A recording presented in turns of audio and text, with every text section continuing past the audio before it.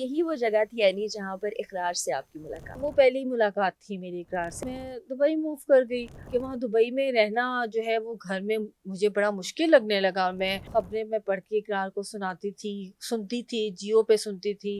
किसी को पता नहीं था कि मैं इकरार की वाइफ। इकरार और मैं मिलकर हम दोनों आपस में एक एक दिन इकरार खाना बना लेते थे, एक दिन मैं बना अच्छा। लेती। तो वहाँ मेरी सैलरी 8000 उन्होंने उस वक्त दी। तो मैं लाइक हक्का बक्का कि 8000 रुपये सैलरी। वहाँ मैंने जॉब की और वहाँ पे सारे लड़के थे, तो मुझे लाइक मेरी नेचर इतनी सख्त नहीं थी, तो मुझे कंट्रोल करना नहीं आया। मैं सबसे कम एज की थी वहाँ पर। अच्छा, फिर वो छोटे स्कूल से पढ़ाते-पढ़ाते एक बहुत अच्छे स्कूल से आप मुंसलिक हो गईं। वो तजुर्बा कैसा था? फिर उसके बाद अच्छा, हम फ़रा सहाफ़त उसमें पे बहुत आएँगे। लंबा उसमें उसमें बड़ी स्ट्रगल है। उस स्कूल के बाद फिर मैंने जो है वो मास्टर्स में एडमिशन नहीं लिया, मैंने गैप लिया 1 साल का। तो मैंने उस स्कूल के बाद जो है वो डिफरेंट स्कूल्स में सीवी दिए, लाहौर के डिफरेंट स्कूल्स थे, उसमें अच्छे स्कूल्स भी थे। फिर मैं एसएना फाउंडेशन ज़हूर इलाही रोड पे एक स्कूल होता था, बहुत एलीट क्लास स्कूल था, अब अभी बंद भी हो है। गया है, नहीं बंद हो अब गया बंद हो अभी गया है भी? वो। तो वहाँ मेरी सैलरी 8000 उन्होंने उस वक़्त दी। तो मैं लाइक हक्का-बक्का कि 8000 रुपये सैलरी, मतलब और 1200 से 8000 का जंप तो बहुत एक चीज़ थी। और वहाँ पे मैं ओ लेवल्स को पढ़ाने लगी, फिर उर्दू लिटरेचर एंड इस्लामियात।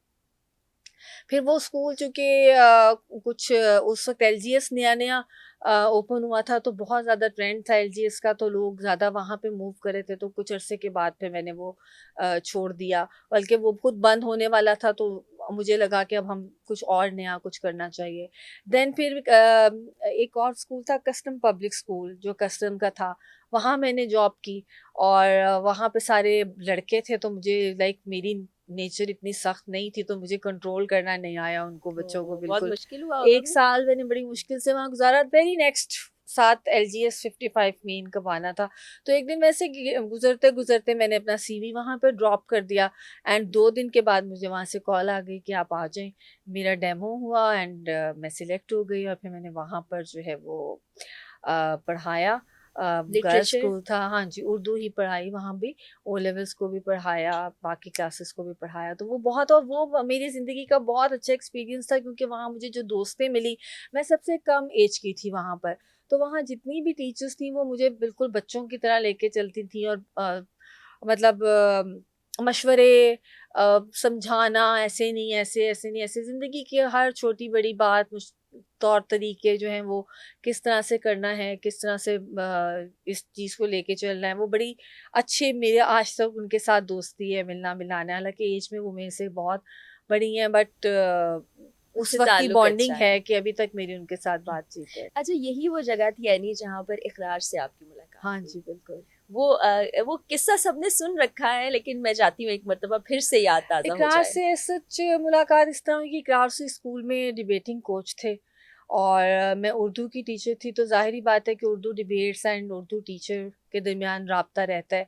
और जब बच्चियों को लेके जाना होता था, तो एक टीचर को लेके जाना साथ लाज़मी होता था। तो वो पहली मुलाकात थी मेरी इकरार से एलजीएस में। तो बस वहीं से फिर हमारी बातचीत शुरू हुई, और बस आज तक का सफ़र शेरो शायरी शेरो से फिर शायरी, हाँ जी, बढ़ते-बढ़ते फिर शादी तक। शादी, और बस अच्छा, चलता फिर रहा। उसके बाद दरसो-तदरीस को एनी ने छोड़ा और आप चली गईं दुबई। हाँ जी, वो फिर जब शादी हो गई इकरार से मेरी, तो मैं दुबई मूव कर गई।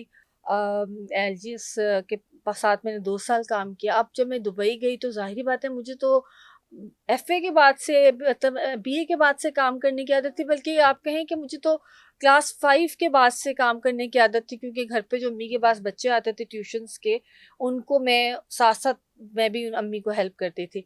तो वो इतने ज़्यादा काम करने की, और मतलब इस तरह से अपने आप को बिज़ी रखने की आदत थी, कि वहाँ दुबई में रहना जो है वो घर में मुझे बड़ा मुश्किल लगने लगा। और मुझे जॉब्स, आपको पता है, टीचिंग वाला जो काम है वो दुबई में काफ़ी टफ़ है।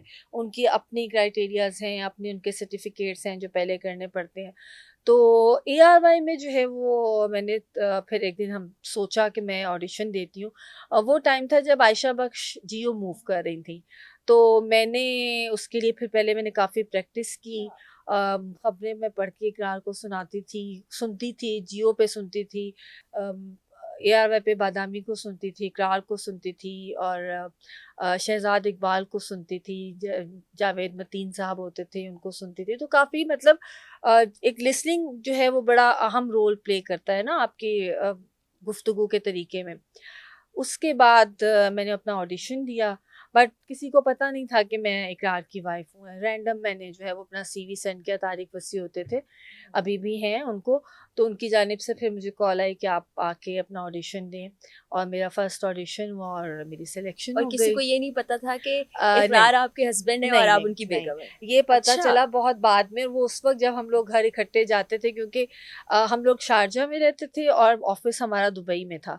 तो जब वापस एक ही जगह गाड़ी छोड़ती थी और एक ही जगह से पिक करती थी, तो फिर लोगों को अंदाज़ा होना शुरू हुआ कि ये दोनों मियाँ बीवी हैं। तो इकरार ऐसा ना इकरार का कोई रोल रहा इस चीज़ में कि मेरी जॉब करवाएं हम्म। वहाँ पे या किसी को कहें, और उनकी आदत भी नहीं है वो। हाँ, ये बिल्कुल सबसे आदत है, मुश्किल काम है बिल्कुल आदत। कि इकरार से किसी के लिए काम करवाना। मुझे कोई कहे तो मैं तो साफ मना कर देती हूँ कि भाई ये तो काम बिल्कुल। नहीं हो चलें, सकता। आज लोगों को पता चल गया जो काम कहते हैं कि ये ऐसे होता हाँ, है, तो नहीं वो होता। काम नहीं हो सकता। तो फिर दुबई में क्या यादें हैं? क्योंकि बहुत से दोस्त थे, बल्कि राजा भाई भी दुबई में थे। बिल्कुल, राजा भाई से मेरी पहली मुलाकात यहाँ लाहौर में हुई थी। वो पाकिस्तान आए थे, तो मैं ही उनको रिसीव करने गई थी, मैं और इकरार।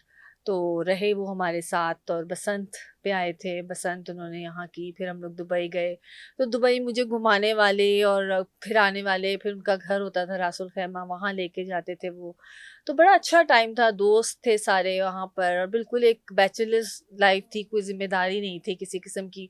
ऑफिस से आके सो जाते थे। हाँ, घर के काम सारे खुद करने पड़ते थे, क्योंकि ऐसा वहाँ पे कोई मेड वगैरह नहीं थी। लेकिन ये था कि इकरार और मैं मिलकर हम दोनों आपस में एक एक दिन इकरार खाना बना लेते थे, एक दिन मैं बना अच्छा, लेती थी। ये मैंने जरूर कहानी सुनी। इकरार घर के कौन कौन से काम करते नहीं, थे? सिर्फ खाना कैसा बनाते खाना थे? बनाने तक। तो खाना क्या बनाते थे? खाना हर तरह के बना लेते थे, भिंडी बना लेते सीरियसली? थे, चिकन बना लेते थे। अपनी रेसिपी होती थी, कोई वो मुझे याद नहीं है, लेकिन अच्छा बन जाता था।